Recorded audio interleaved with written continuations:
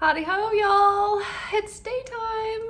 You know how excited I get when I get to film during the day. So we are here for our weekend reflection message where we just sort of like take in all of the lessons of the week and what we've drawn from them and where we've arrived at the end of the last several days. And so from the Radiant Sun Oracle, we have Venus in Aries, which is lust. We have Venus in Pisces, which is submission. And we have publicity, which is Jupiter in Leo.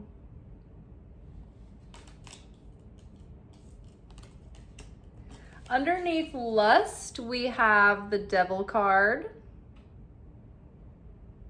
A likely pairing. Underneath submission, we have Five of Swords. Another likely pairing.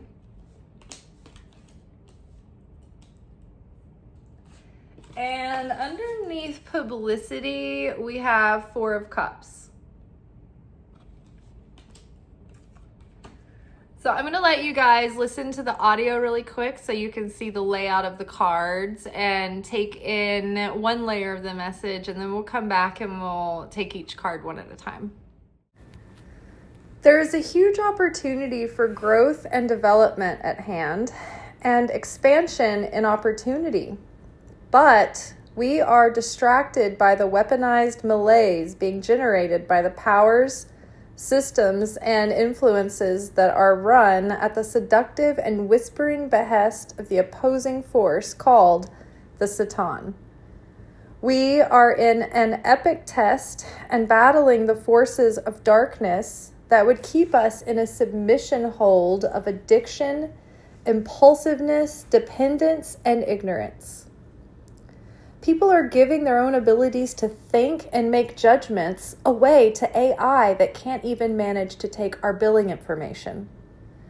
Those with eyes open are not only traumatized by the actual horrors at play, but by the potential of how much worse it can get.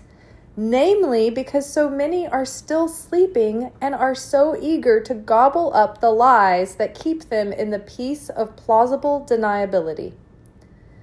Pursuing one's own personal peace out of selfishness costs us the true peace of oneness, truth, and unity.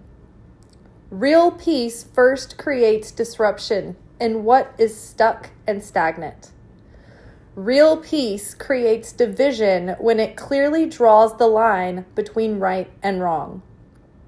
We must protect our soul's fire and objective. The key here is to maintain the desire we feel without becoming so hungry that we become weak or vulnerable to exploitation, trickery, and/or impulsive decisions we later regret. Don't let yourself become so weak with hunger that you no longer possess the strength to act, aka falling into despondency. Okay, so first things first, we'll start with our first card, the Lust card, which is Libra in Aries. Now, Libra, when it's in the sign of Aries, think about it. Aries is the baby of the zodiac. It is energetic and fresh. It has fresh energy and fresh enthusiasm, a lot of fire, but not a lot of judgment and good experience and reason and discipline quite yet. And so with Libra longs to connect and to be in partnership with other people, with things, with life. Libra is part of a dualistic relationship. So it desires, it wants, and especially wants things that reveal balance, justice, and beauty. So with Venus in the sign of Aries, it means that all those like Venus qualities, all those Libra qualities, desiring and wanting relationship and wanting to relate, are sort of like taken through the lens or the maturity level of Aries energy and fire and desire and passion and impulsiveness. So that can be dangerous if not wielded with wisdom and reason and judgment. Take it from me. I am an Aries Sun, Libra rising, and my romantic relationships in life have been very painful because I wanted relationships so badly that so many times I could not see the pitfalls that lied ahead in certain pairings. I could not see with reason that a person was not a compatible match for me. Or when I wanted something in life, I might impulsively go after it without considering the long-term effects, or if there were going to be consequences, or, like financial purchases that maybe I didn't have like the discipline to think through or to make plans for, you know what I mean?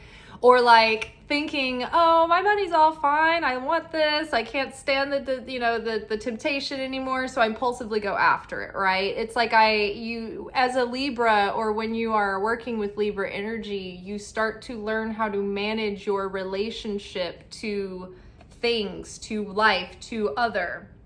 And so I think that right now, especially with the Devil card paired with this, and we are in the time of Lent and Ramadan and preparation for Passover, right? So right now, the three major religions of the world, all the people in those and people that sort of like jump in on these times of year for the reflective growth purposes, we're all thinking about things in a different way, and we're all trying to resist temptation in the midst of this, right? In Passover, we leave Egypt. We leave the things that have bound us and enslaved us and kept us stuck and needing and beholden, right? Attitudes, addictions, what have you. We are liberated from Egypt. We are liberated from the Pharaoh. The Pharaoh is the opponent. And what does the opponent use as a tool to interact with us and keep us in chains? Our ego, our evil inclination, or our carnal inclination to be leaning on the material world, the world of the flesh. And so, yes, like when Jesus was in the desert, right? The Satan appeared to him and tried to tempt him in three different ways. There was one time that the Satan was sneaky and said, was manipulative and was like, if you really are the Son of God, then you could just like jump off of a roof and all the angels would save you, right? If you're really the Son of God, why don't you just take over as king and, do things your way? And then you won't have to have, the Roman Empire persecute and crucify you and all your followers. You'll just take over and control everything the way that you want to control. You must be hungry. You've been fasting for quite a while out in the wilderness. You haven't had anything to eat. Why don't you just make something to eat, appear from thin air? But Jesus was too smart. He was wise. He was ready for the Satan to come and tempt him. And he was like, I am hungry, but the whole point is for me to be hungry. If I wanted something to eat, or if I needed something to eat, God would send me something to eat. I am okay. I do not need to prove myself to you by doing anything and putting you up on a pedestal. I don't need to give my power away to you. I don't need to prove anything. And I do not need to hijack God's plan because I see a better, more palatable way that's more commercially satisfying and will be exactly what everyone else expects of me. I'm going to do what God has me doing, even though no one understands it. And it's very unpleasant and it's going to cost me something, but that is the cost that I'm willing to pay for truth to be revealed, for true liberation, not instant gratification, not temporary securities and falsehoods and lies. So when we stand in solidarity, I know for myself personally, this Lent has been different for me, because in the past I've been so, on top of not making any mistakes and not falling into temptation. And this time it's like I have accidentally forgotten and messed up sometimes, or done things. And I think that the challenge has been to not beat myself up and to not feel guilty or shame about it, but just to get back on track. And okay, so what did I see about my own weakness? What did I see? Where is the gap, right? Where the ego can get in and spoil things or tempt me into traps. Where am I vulnerable? Where am I leaking energy? Where am I giving my power away? Where am I suffering illusion or delusion? Or where am I hiding in plausible deniability to maintain false peace, right? So the systems at large, they want this. They want us to keep complying and keep falling into our base instincts and carnal needs, because the government and the ruling powers of darkness that are at play in the world right now want to keep everybody in psychological warfare. They want to keep everyone in fear, and they want to keep us pliable for their own use. They want to keep us desperate, they want to keep us oppressed, and they want to keep us addicted to the things that are creating money for them. Satan wants this because this is his system functioning in like a well-oiled machine, the way it's supposed to. But we are in, like, if you are a spiritual person growing and seeking transformation and real fulfillment, then you're probably like me. I mean, obviously you are, because you're here right now. We're sharing these conversations together. And I am feeling such a sense of discontent right now. And I want deeper meaning, and I want light revealed. And at the same time, in parallel, my flesh is feeling weak. I'm feeling tired. I'm feeling anger. I'm feeling lonely. I'm feeling longing, painful longing and desire that just, it feels like I'm in a desolate void where for miles and miles, I can't see a glimmer of anything changing or anything coming or anything shifting, right? That is where trust is built. This is where faith is built. And so we so often try to bypass that uncertainty, that discomfort, by slipping into a trap of, oh, I just want to follow this delusion and waste time in maladaptive imagining. I want to escape into this. I want to numb myself with that. I want to try to get a hit of excitement or satisfaction from this. I'm tempted to settle for just any old dude because I just don't meet enough of the people who reflect back like who I am and my values and what I want. So I'm starting to lose hope that they exist. You know, this is what the devil wants. This is the depression that the devil wants to spin up in us. That feeling of I will never have enough to do the things that I want, or that lie of, you know, I won't have enough, or I'm not enough. I will lose what I have. I doubt I will ever get what I want. Like, all of those things are disempowering. And that is how the system keeps us in line with their agendas and in line with what they want to siphon off of us next. If it's not our emotional energy, it's not our attention, it's our money, it's our health, it's our resources, it's our water, it's our air, it's our space, it's everything, everywhere, in our face, all the time.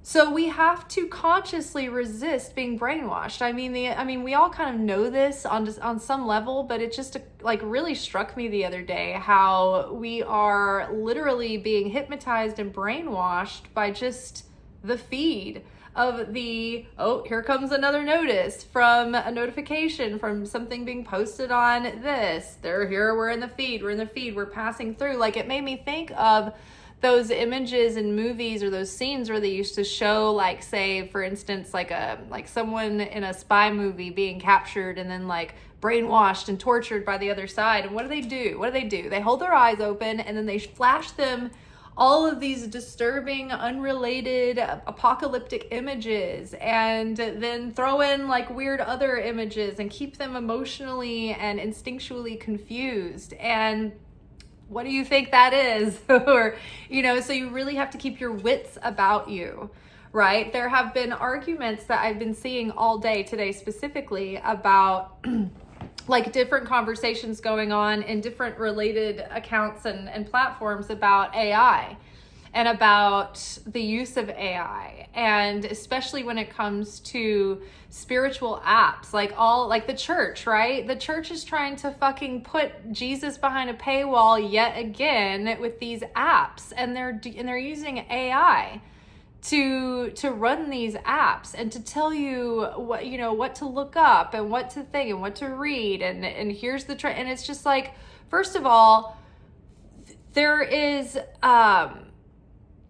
that is robbing you, even if it is just in its best, most harmless state.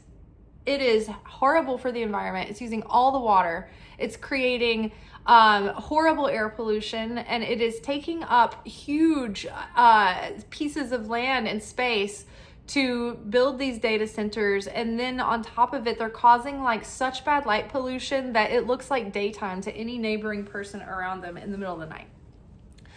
So the idea of getting on an app, like a prayer app, or like daily verses that are in your face, but they don't, like, you don't learn to have that relationship where spirit can prompt you to go pick up a physical Bible or even just a random book in your house.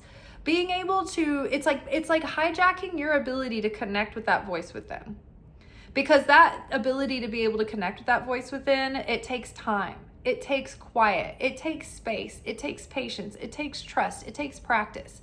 And that voice within will tell me to go open a random book on my bookshelf. I don't know all the information in that book, but something tells me to go there and look that up. And there's going to be, even like in an Edgar Allan Poe book that I've opened to a random page, here's the passage that is speaking directly to my soul for the day. And it happens with scripture, and it happens with photography. It happens with everything. And so if you're just automatically jumping to an AI agent to discuss all your life issues with, then it's just the golden calf all over again. We want something that's easy, accessible, that we can hear, feel, taste, and touch. I want a direct answer. I don't want to have to figure out whether or not I can discern whether this is the voice of Jesus or the voice of the opponent trying to trick me. Let me tell you, if you're going to AI, it is the opponent trying to trick you. Hands down, because that thing doesn't have a soul, and it doesn't have a spirit, and it doesn't have lived experience. It might be sentient intelligence at this point, but that could be the same for anything. It's like you'd be wary before you picked up a Ouija board and summoned a spirit through that, but you're not concerned about an energy personality that you're summoning through a digital vessel created by evil, greedy overlords that care nothing about the consequences of their action. They mean mass devastation, and they only want to consume and take and add and hoard to their wealth. Like, they're not trying to empower people. They're trying to make us so stupid that our brains start to dysfunction and implode. Like, somebody that I follow, just this interesting person who's always like talking about interesting things and random things. He was talking about how he's just learned that they're going to make AI like one of our utilities. Like, we have to pay for like this intelligence. Like, it's just going to be something that everybody's just going to have to like pay for. I'm like, no. When you start putting everything off of your plate and onto AI, or like, I can't decide what I want to eat anymore. I need to make a grocery list. I need this thing to write my email for me. Like, you lose your ability to think and process information. It's creating brain damage, right? How many people instinctually could tell you 15, 20 years ago, don't sit there and put your baby in front of an iPad, in front of a phone. Like, your baby's brain is developing. Like, this is probably going to stunt your baby's development in some way. And now 15, 20 years later, science has finally caught up and is figuring out, oh yes, this actually is causing brain damage in babies. And it's causing arrested development. So probably shouldn't do that. But like, you know, a lot of us looked onto that earlier and didn't need research to tell us that. We were just like, yeah, no doy, you know? So again, falling under the hypnotism and the illusion of it all. Like, wake up, use your own common sense. In the comments, I was getting even more just like flabbergasted at the people who were like, still not getting it. Like, they thought they were the smart ones who'd figure it out, but like they were still like then just on, like they were still under the spell of like the trick, you know what I mean? So it's like, what's even more terrifying than realizing all of these forces at bay, what's more terrifying are the masses who are still so asleep, they're still so naive that they're not waking up to the threat, the environmental threat, if nothing else, not to mention the spiritual and existential threat of AI taking over, right? And then the Pope has spoken out against this. He's like, I do not want AI brought in as a vessel for like to replace spiritual teachers or spiritual teachings or your own connection and study. You know, he's had to tell, you know, people, don't use AI to generate your sermons. Like, how much emptier can you get than an AI generated sermon? What, like you can't be bothered as a preacher, as a priest, as a spiritual leader to connect with God and be spoken to through as a mediary to bring the messages from headquarters to the people? You got to just get AI to do it? What'd you sign up for? Just the outfit? Like, what are we doing here at this point? If there's no divine inspiration in the sermon anymore, and I've already been telling y'all for like I don't know how long that people are doing it with copywriters. They're having copywriters and they're buying their sermons. So there's no anointing there. There's no truth coming through, right? It's just what's going to sell, what's going to placate the masses to get them into my space so that they can pay for my whatever, you know? So again, we are needing to wake up, right? Because everything wants us to stay asleep, and all the system is set up to keep us in submission. Now, this card can talk about, like, it talks about being stuck in a confinement, right? Like, this bird is in this cage and it's in front of this dressed up window that's like, here, this is framing the whole world out there, and yet you stay cooped up in this little cage with the door open. You could leave, but you're confining yourself. So it's like about self-isolation and maybe not putting yourself out there or not making enough effort or staying in an uncomfortable situation when you could get yourself out of it. And I think it has to do with the fact that like it's like the system is set up to make us despondent. It's like it's all too easy to feel like there's no hope or there's no point, but that's exactly what they want. This card, the Five of Swords, is about winning at all costs, even if it's unfair, even if it's at the sake of others, right? It's like this person has taken all the swords and they've won, but it's unfair, and they've beaten people, but at what cost, right? You got it. You took all the swords, but now you've hurt everyone else in the process. Right? So it's like it's the system that's robbing us in so many ways, but also we are sitting in the submission. We can get ourselves out of these cages. We don't have to yield and wield ourselves to this. We can step out and think for ourselves and have our own relationship with God without having to go through an app, without having to go through the temple. It's like they're starting to realize, like, oh, people are realizing that the kingdom of heaven is within them. Well, we need to stifle that development of that psychic power that gives them that awareness that they are connected to God in their spirit. So let's numb that. Let's dull it down by having them lean on AI instead of actually building prayer muscles and listening muscles and the ability to sit in silence and sit in the unknown and have patience and trust. Let's actually give them the illusion that they're doing something nice. It's candy coated. It's got Jesus's brand on it, but it's really a tool of the opponent, because it bypasses a personal relationship. It bypasses the effort. It bypasses the moment that you experience, that you have a mystical experience of your own, and the magic and the miracle in that, and the beauty revealed to you, and the awe that is revealed to you in that moment. It changes you. And you don't get that when you're just like, oh, yes, this search result yielded just what I thought it would, or my AI told me this. Like, there's nothing in that. It's empty, no fulfillment. So are you keeping yourself stuck because of feeling like the odds are stacked against you? You know, I struggle with these things myself right now, with dating, with putting myself out there, with like, do I use a dating app? What, is there any point in that? Like, is it just energy I'm going to, in time, and I'm putting in something that other people are just continuously talking about what a rat race and circle it is? Like, what career do I try to learn, or skill that can I learn that's not already being diluted and cheapened everywhere you go, right? So it's like cutting away all that noise that is disempowering, right? And focusing on the fact that like God, what God has for you, what God's called us for, what God has a purpose for in our life cannot be taken from us, and it cannot be blocked, and it can't be stifled. Maybe there's blocks and obstacles and things that are slowing down the process, but nothing above what we haven't been given to strengthen us, right? To make it a journey worth taking.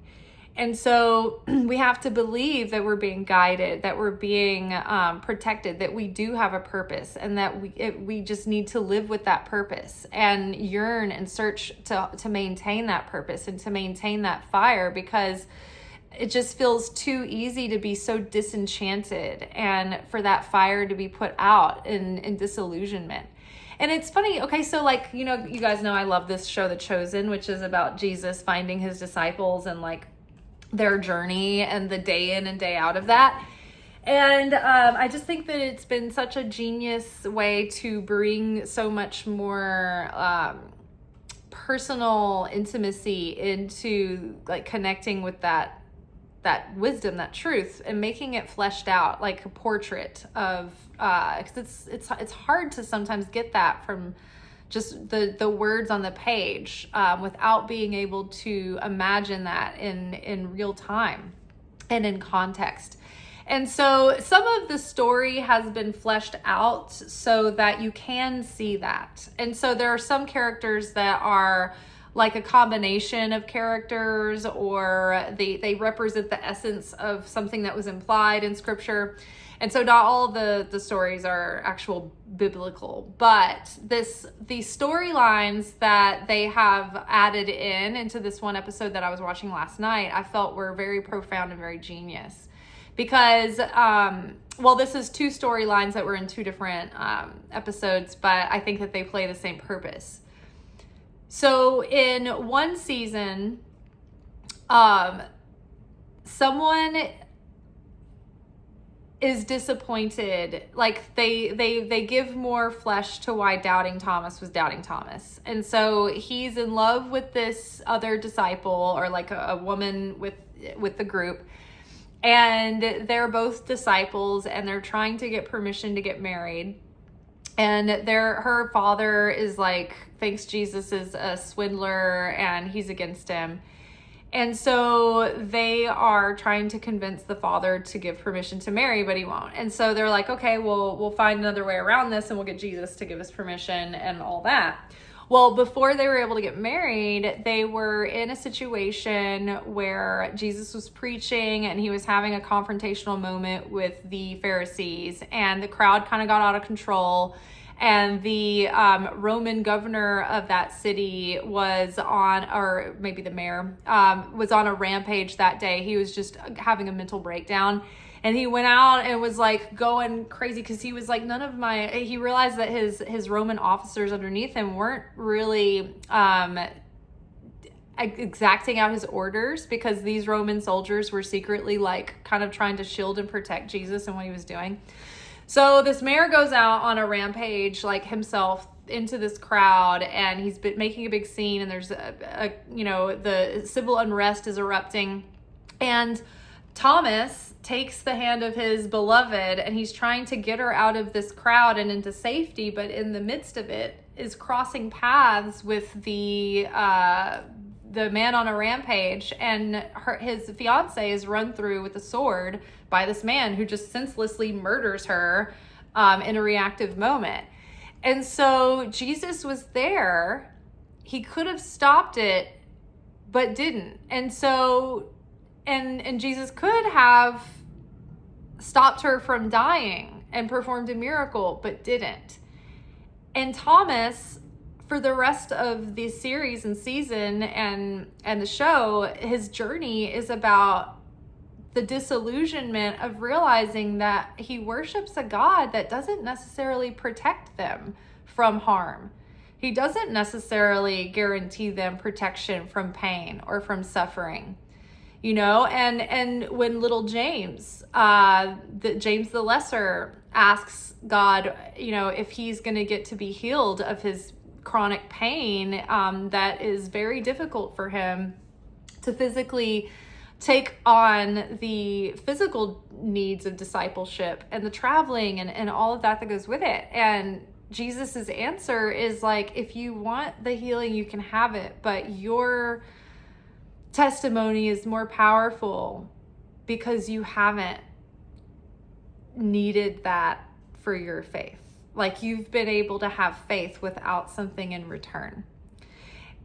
Again, the disillusionment of realizing that you being a servant of God does not excuse you from the suffering of the world.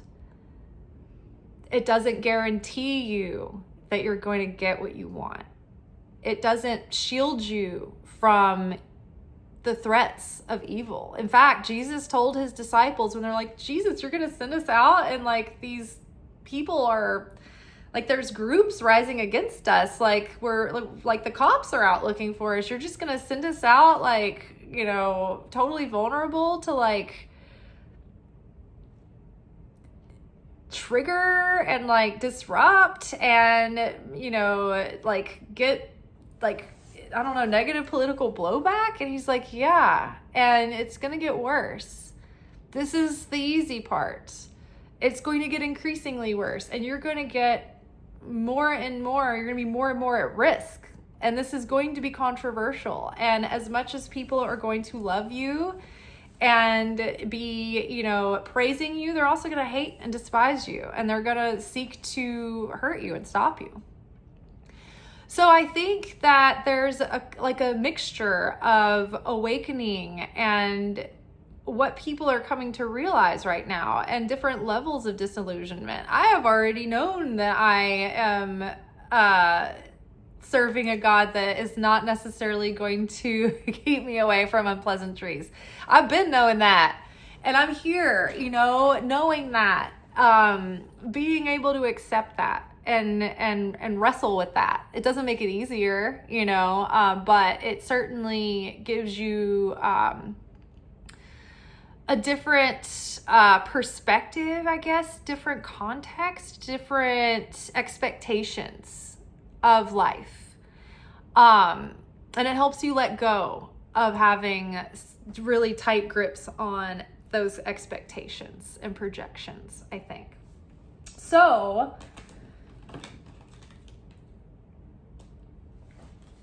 and I think that too, being able to have a threshold for that kind of level of disappointment also allows you to take the risk and stop being so submissive in fear of disrupting the illusion of peace or the illusion that you're going to somehow protect yourself from discomfort, because discomfort will be there either way.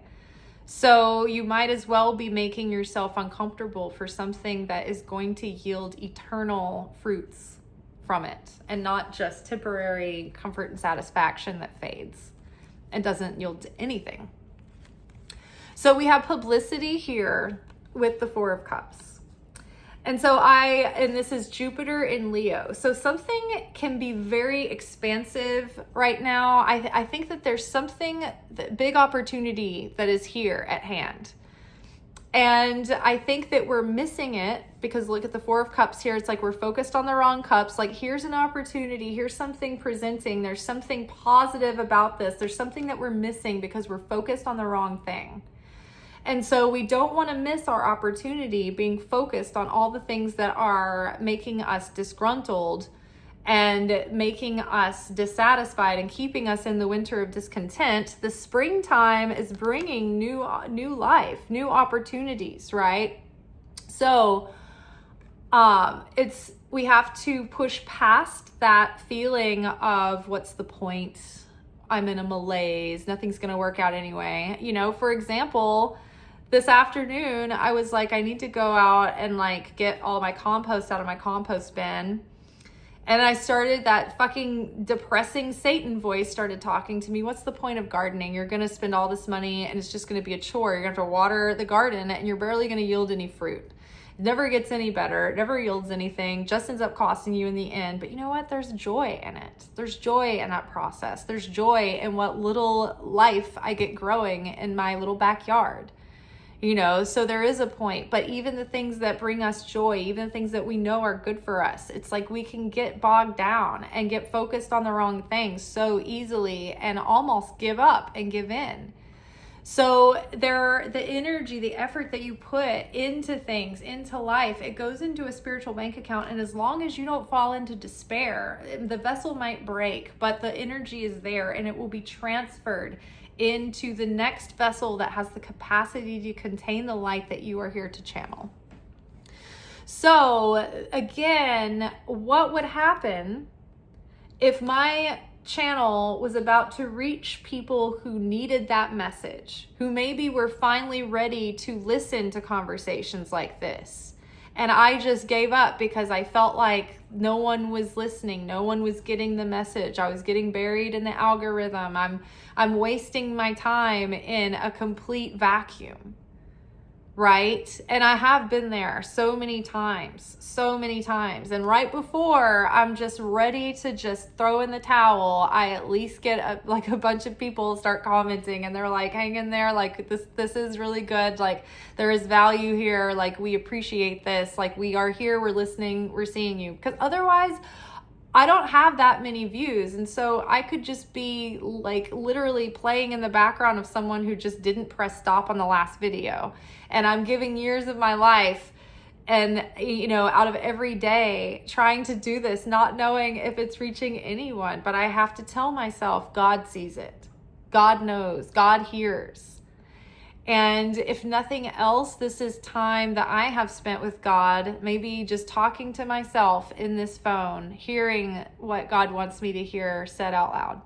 And I guess that's got to be enough. But I have a feeling, though, that whatever it is that you're doing, right? Maybe you are you have a unique gift and you have a unique perspective. And at the very least, what I think that on the most mundane level is that people are going to start being more receptive to insight and wisdom. And if you're here and you keep coming back and watching these videos, you are clearly the person in your community that seeks out wisdom, that thinks about things, that goes deeper, that wants to have growth and inner reflection and inner change, and you think about life and you look at life differently and you can see patterns and you're kind of the one that cares more, that's paying more attention. Whilst the people like us are scattered and we're peppered around because like the masses need us. They need to be awakened. They need someone that points out the things that they don't see because they're not tuned in the same way we are.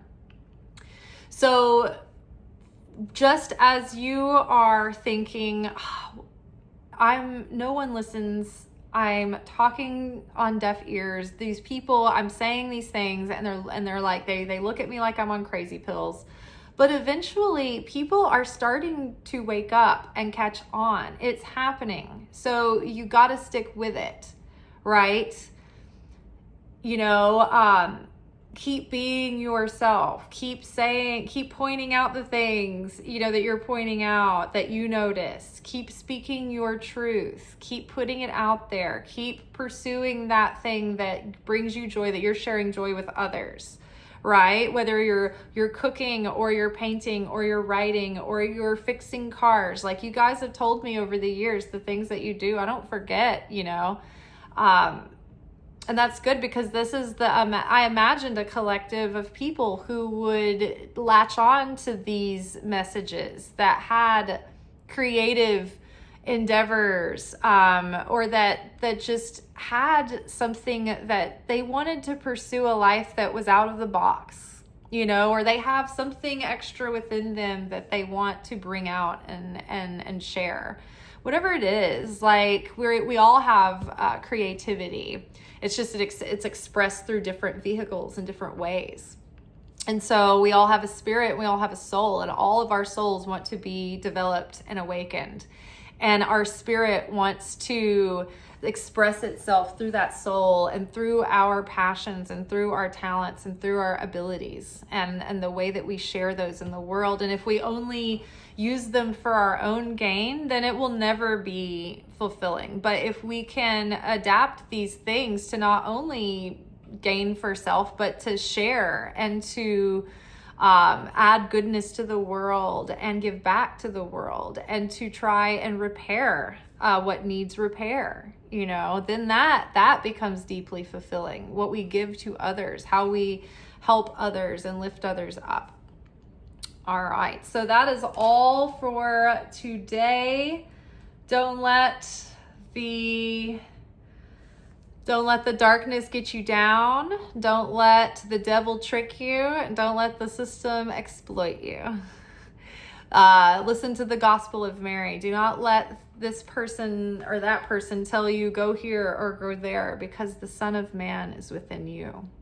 Not within an app, not within an institution, not within a very carefully crafted set of rules, but is within you. It's within your direct experience and relationship with that. And it can only be found in that intimate pursuit, not looking outside of yourself, but spending time with yourself and with your God through the means through which you connect with that. All right, you all, that's all for today. If all goes as planned, we will be back together tomorrow night for our Secret Teachings of Jesus segment, where we have late night teachings out of the Gnostic Gospels. And currently we are in the Gospel of Thomas. I'm very excited about that. The Gospel of Thomas is focused exclusively on Jesus's teachings and sayings, rather than like a narrative journey through his ministry or even focused on his divinity or the miracles. This is solely teachings focused on the teachings that he gave.